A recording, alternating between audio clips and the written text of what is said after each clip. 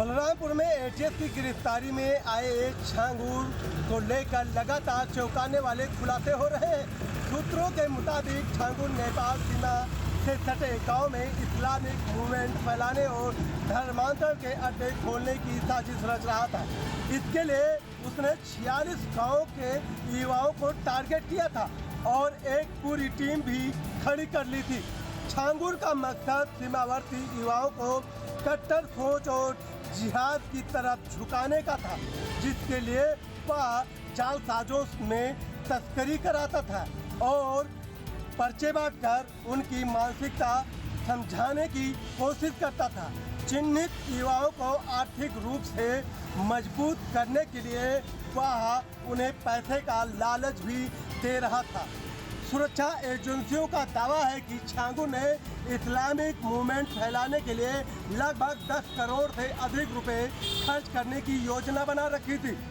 विदेश में उसके पास लगातार पैसे आने लगे थे और वह नेपाल में भी अपनी पैठ बनाने की कोशिश में जुटा था। साल 2020 के बाद वह आर्थिक रूप से बेहद मजबूत हो गया। वर्ष 2015 तक छांगूर पुरानी बाइक से अंगूठी और नग बेचता था। वह अब लग्जरी गाड़ियों में घूमने लगा। उसके करीबियों की संपत्ति भी तेजी से बढ़ने लगी। एटीएस की जांच में सामने आया कि छांगूर बाबा ने सरकारी जमीन पर भी कब्जा करने का खेल शुरू कर दिया था। उतरौला क्षेत्र के मधपुर ग्राम पंचायत में तालाब चारागाह खलियान की जमीन पर उसकी नज़र थी। तहसील कर्मियों को मिली भगत से उतरौला के एक मधपुर ग्राम पंचायत में इन्होंने सरकारी जमीन पर अवैध कब्जा किया, जो आज प्रशासन का बुलडोजर चल चुका और 10 बुलडोजर से अधिक चले और पीले पंजे के चपेट में आया।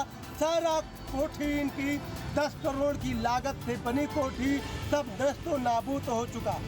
आपको और एक बात बता दें, जो चौंकाने वाली बात आती है, अगस्त 2024 में इसके खिलाफ FIR दर्ज हुई थी, लेकिन करीब 8 महीने तक जांच चलती रही और अप्रैल 2025 में इसके बेटे और सहयोगी नवीन रोहरा को गिरफ्तार कर बाद में छांगूर का नेटवर्क कमजोर पड़ने लगा और उसकी करीबी जो नीतू थी उसको भी फिलहाल एटीएस ने गिरफ्तार कर ली है।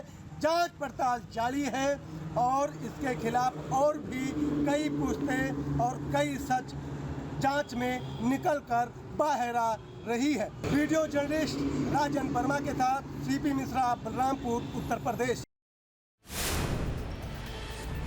केंद्रीय कैबिनेट ने आज 3 महत्वपूर्ण फैसले लिए, जिसमें सबसे बड़ा फैसला किसानों के लिए है।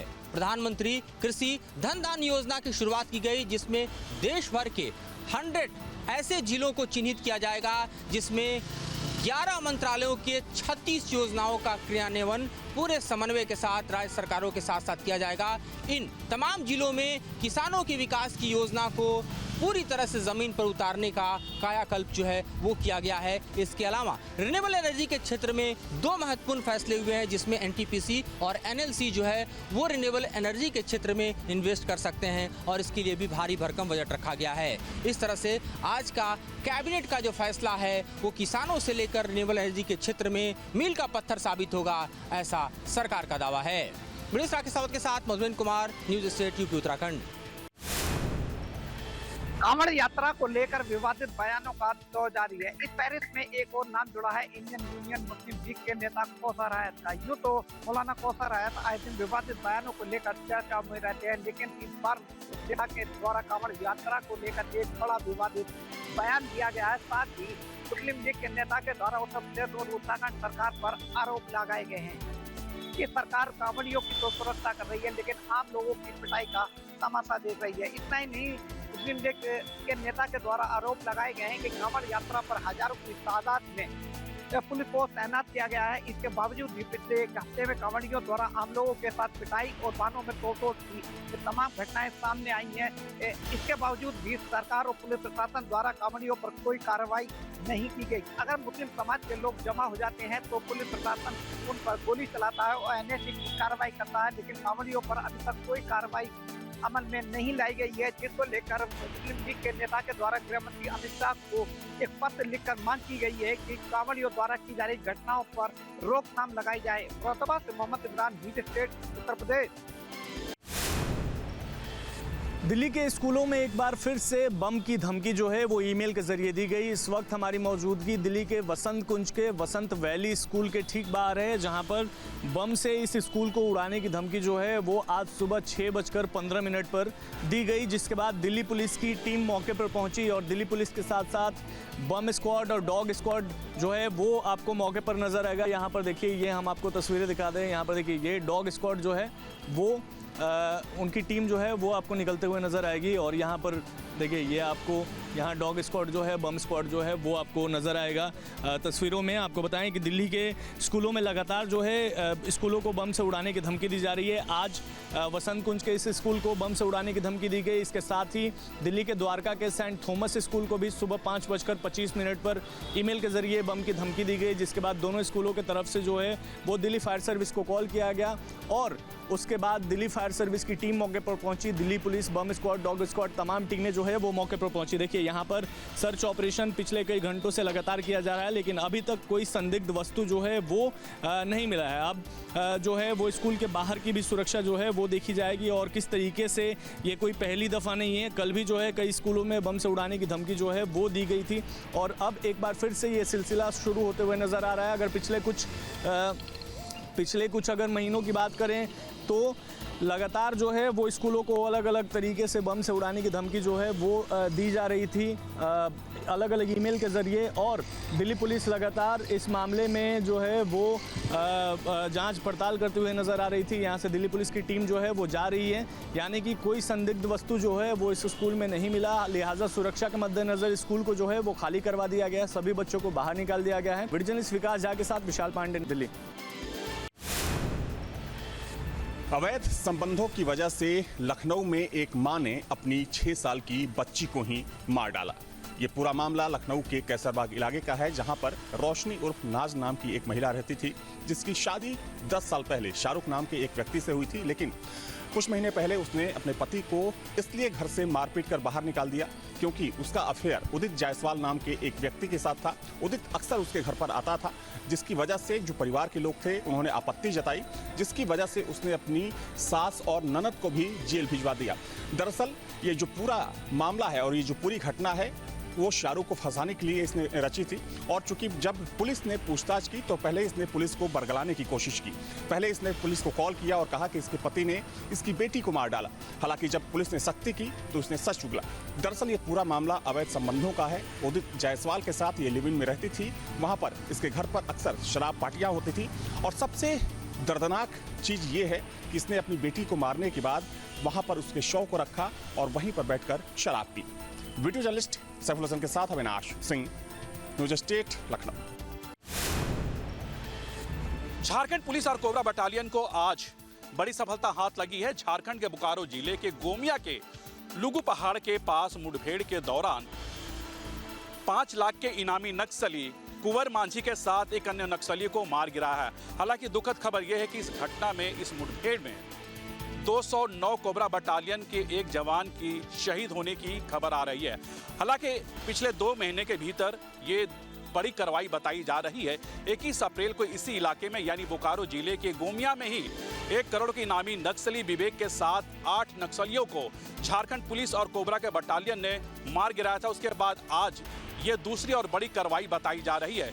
फिलहाल घटनास्थल पर कोबरा बटालियन और झारखंड पुलिस की सर्च अभियान जारी है। अपने वीडियो जर्नलिस्ट बीके के साथ सूरज, रांची। उत्तराखंड में माध्यमिक शिक्षा के स्कूलों में सुबह प्रार्थना के समय अब गीता पढ़ाई जाएगी। गीता के श्लोक बच्चों को पढ़ाए जाएंगे और उन्हीं से वहां पर बुलवाए भी जाएंगे। ये आदेश जारी हो गया है और मुख्यमंत्री के आदेश पर ये पूरी तरह से अब लागू भी हो गया है। कई स्कूलों में हम देख रहे हैं कि प्रार्थना के समय सुबह भगवत गीता के श्लोक पढ़ाए जा रहे हैं।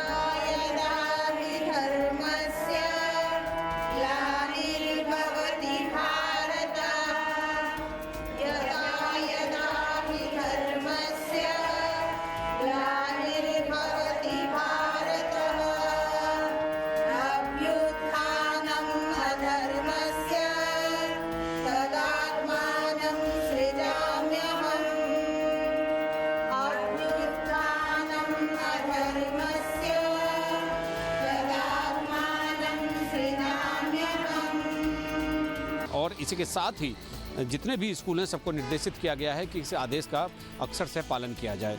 मुख्यमंत्री ने 2-3 दिन पहले ये आदेश दिए थे, जिसको शिक्षा विभाग ने जारी कर दिया है। माध्यमिक शिक्षा विभाग के सभी स्कूलों को ये आदेश मानना अनिवार्य होगा।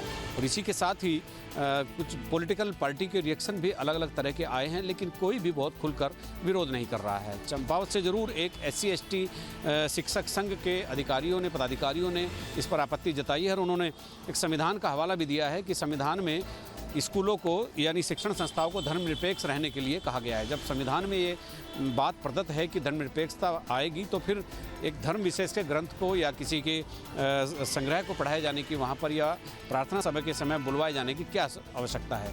लेकिन फिर भी सभी स्कूलों में, सभी सरकारी स्कूलों में मैंडेटरी ये जारी हो गया है। अपने सहयोग कैमरामैन सुनील कुमार के साथ न्यूज स्टेट के लिए देहरादून से अजीत सिंह राठी। कानपुर में मुख्य चिकित्सा अधिकारी की कुर्सी आम लोगों के लिए मानो पहेली बन करके रह गई हो। यहाँ पर कभी डॉक्टर हरिदत्त नेमी काबिज हुए, कभी उनकी जगह पर उदयनाथ को काबिज कराया गया और फिर उदयनाथ को हटा करके डॉक्टर हरिदत्त नेमी इस कुर्सी पर काबिज होने जा रहे हैं। आपको बता दें कि यह विवाद तब शुरू हुआ जब एज CMO काम करते हुए डॉक्टर हरिदत्त नेमी और कानपुर के जिलाधिकारी के बीच तनाव पैदा हुआ। दोनों ने एक दूसरे के ऊपर गंभीर आरोप लगाए। दोनों पक्षों से जनप्रतिनिधियों ने शासन को पत्र लिखे। बाद में डॉक्टर हरिदत्त नेमी को CMO के पद से हटा दिया गया और उनकी जगह श्रावस्ती के CMO डॉक्टर उदयनाथ को कानपुर का CMO बना दिया गया। इसी दौरान हरिदत्त नेमी हाईकोर्ट गए और अपने सस्पेंशन के अगेंस्ट वो स्टे ऑर्डर ले आए और इसके अगले ही दिन वह CMO की कुर्सी पर जा करके काबिज हो गए, जबकि यह आदेश अभी शासन तक नहीं पहुंचा था और शासन से किसी भी तरह का कोई दिशा निर्देश नहीं आया था।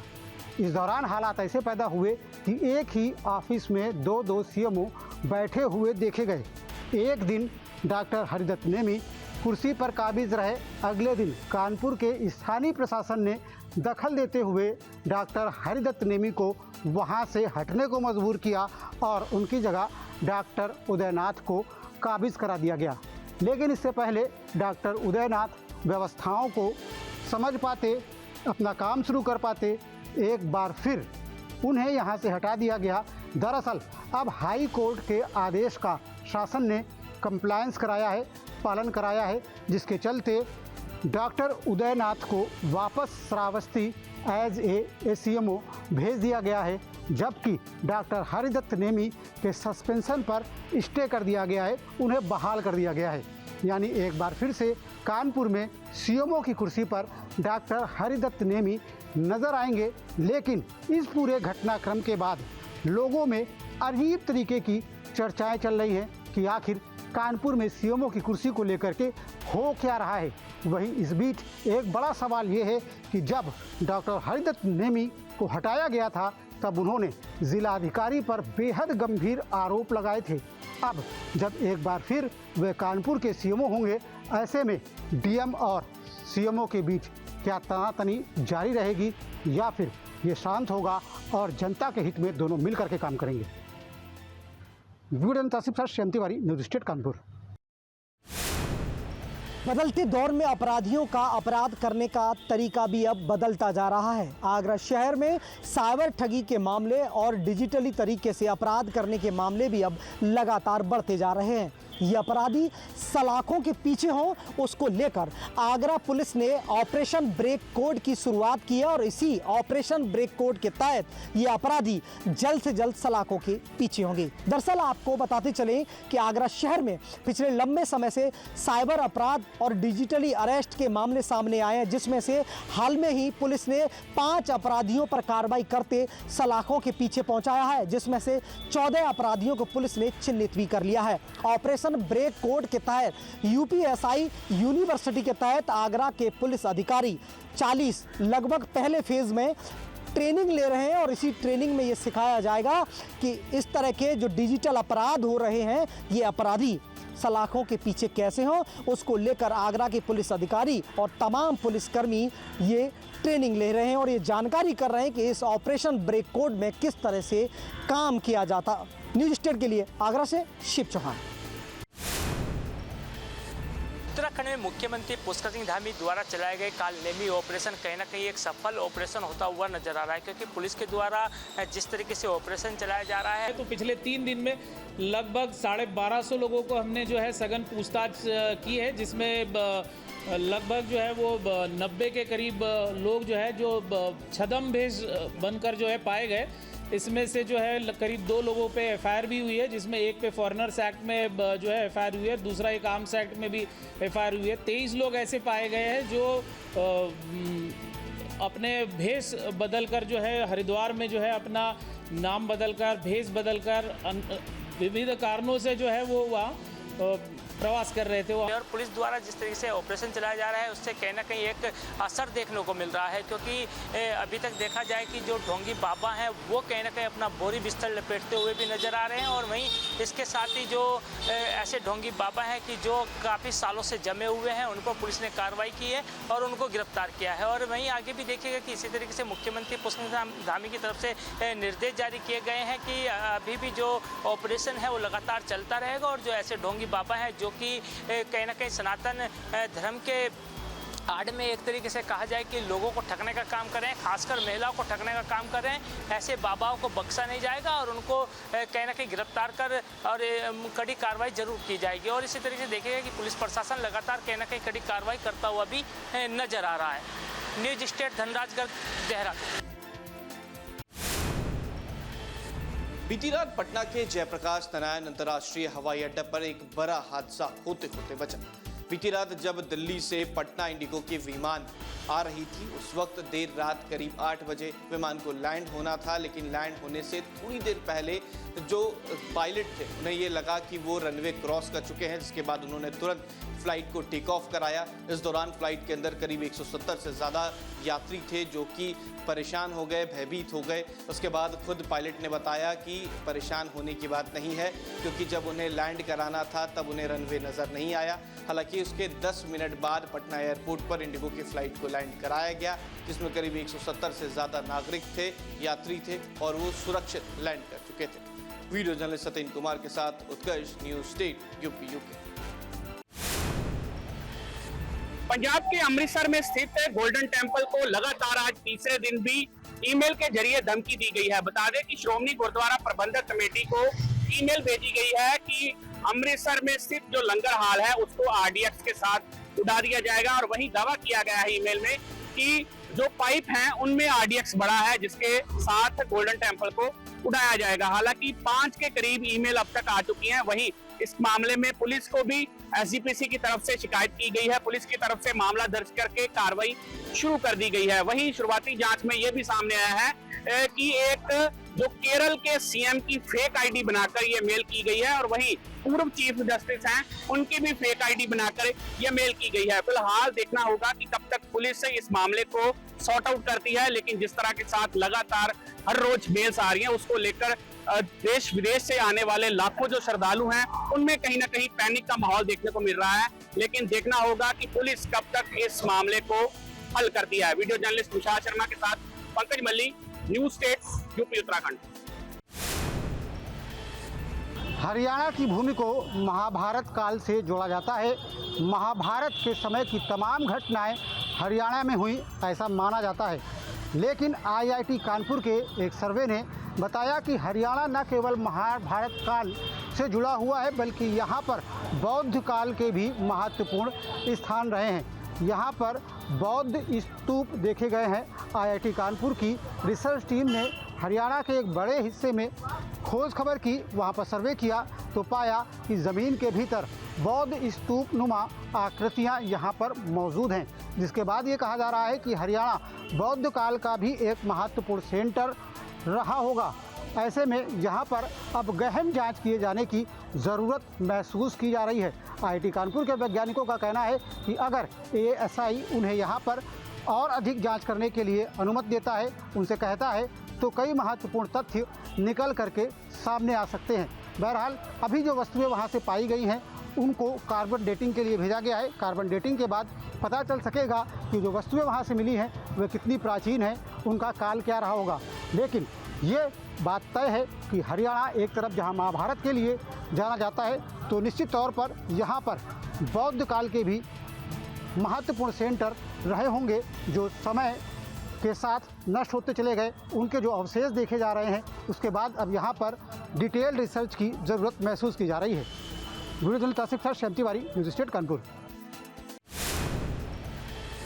आगरा शहर में बदहाल स्वास्थ्य सेवाओं को उजागर करती हुई तस्वीर सोशल मीडिया पर वायरल हुई। दरअसल एक महिला जगनेर क्षेत्र में एक सड़क हादसे में घायल हो गई, जिसे इलाज के लिए जगनेर स्वास्थ्य केंद्र पर ले जाया गया। हालांकि उसे इलाज तो मिला लेकिन बेड नसीब नहीं हुआ। दरअसल हम आपको खबर पूरी विस्तार से बताते हैं। महिला का इलाज स्वास्थ्य केंद्र पर हुआ, उसकी ड्रेसिंग हुई लेकिन उसे जमीन पर लिटा दिया और यही बात उसके परिजनों को नागवार गुजरी। परिजनों ने खुद ही उसकी वीडियो बनाई और सोशल मीडिया पर वायरल कर दी। आपको बताते चलें कि घायल महिला जमीन पर लेटी है, जिसके शरीर पर चोट साफ तौर से दिखाई दे रही है। हालांकि ये वीडियो जैसे ही सोशल मीडिया पर वायरल हुई तो उसके बाद स्वास्थ्य विभाग के अधिकारियों के पास भी पहुंची, जिन्होंने अब इस वीडियो की जांच पड़ताल शुरू कर दी है। अब सवाल ये उठता है कि आखिर ऐसे लोगों पर स्वास्थ्य विभाग क्या कार्रवाई करेगा, क्योंकि एक और सूबे के मुख्यमंत्री स्वास्थ्य विभाग को, स्वास्थ्य सेवाओं को बेहतर बनाने की कवायद कर रहे हैं, लेकिन उनके अधीनस्थ अधिकारी पलीता लगाने से पीछे नहीं हट रहे। न्यूज़ स्टेट के लिए आगरा से शिव चौहान। उत्तराखंड में हरेला पर्व बड़े ही धूमधाम के साथ मनाया जा रहा है और आज पूरे उत्तराखंड के अंदर कहीं ना कहीं हरेला की धूम देखने को मिल रही है। और लगातार देखा जा रहा है कि तमाम जो संगठन है या फिर कहा जाए जो सामाजिक संगठन है वो कहीं ना कहीं हरेला के पर्व पर पेड़ लगाते हुए एक तरीके से संदेश देने का काम कर रहे हैं। पर्यावरण को बचाने का संदेश कहीं ना कहीं उनकी तरफ से दिया जा रहा है। मुख्यमंत्री पुष्कर सिंह धामी ने भी प्रदेशवासियों को हरेला पर्व की बधाई और शुभकामनाएं दी हैं और इसके साथ ही मुख्यमंत्री पुष्कर सिंह धामी ने कहा है कि हरेला का पर्व कहीं ना कहीं स्वास्थ्य और संस्कृति को बचाने का पर्व है। और लगातार देखिएगा कि जिस तरीके से मुख्यमंत्री पुष्कर सिंह धामी ने भी एक पेड़ मां के नाम लगाने का आह्वान किया था, तो इसी तरीके से उत्तराखंड के अंदर तमाम जो संगठन है या सरकारी विभाग हैं वो कहीं ना कहीं हरेला पर्व पर एक पेड़ लगाने का काम कर रहे हैं। और इससे देखिएगा कि हरेला की धूम जो है पूरे उत्तराखंड के अंदर देखने को मिल रही है। News state Dhanrajgarh, Dehradun. कल के हथियारों से आज की जंग लड़ी नहीं जा सकती और भविष्य की जंग जीती नहीं जा सकती, ये कहना है भारत के CDS यानी chief of defence staff general Anil Chauhan का। जनरल चौहान राजधानी दिल्ली की एक वर्कशॉप में मौजूद थे, जहां काउंटर ड्रोन और अनमैन्ड व्हीकल को लेकर के वर्कशॉप यानी कार्यशाला का आयोजन किया जा रहा था।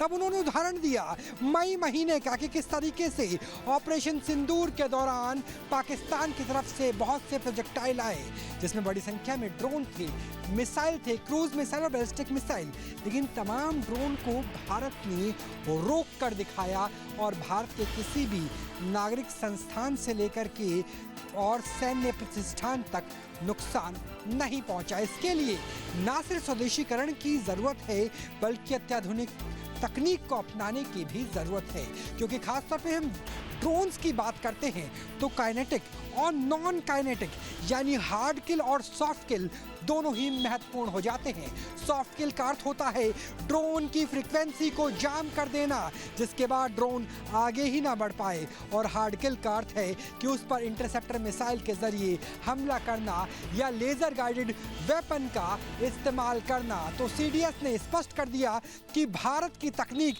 अत्याधुनिक बनेगी भविष्य की जंग के लिए, और न सिर्फ अत्याधुनिक बल्कि आत्मनिर्भर भी। कैमरा सहयोगी संजय शर्मा के साथ राहुल डबास, न्यूज़ स्टेट, उत्तर प्रदेश, उत्तराखंड।